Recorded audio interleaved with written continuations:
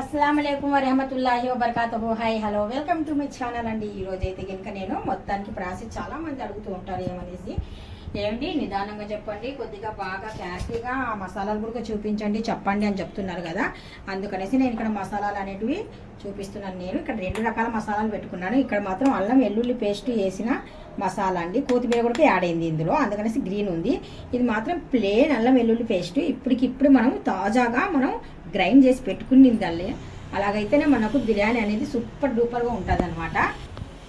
గరం మసాలాలు వేసి బాగా దిట్టంగా మసాలాలు కూడా మీరు బాగా అబ్జర్వ్ చేయండి. నేను అన్నీ ఇప్పుడు 1 by 1 అందులో వేయకుండా మీకు చూపియాలని ప్రత్యేకంగా నేను ఇక్కడ మసాలాలు, చికెన్, ఉల్లిపాయలు, ఇవి మసాలాలు, గరం మసాలాలు అన్నీ ఇక్కడ పెట్టుకున్నాను చూడండి. ప్రత్యేకంగా అన్నీ చూడండి నిదానంగా బాగా.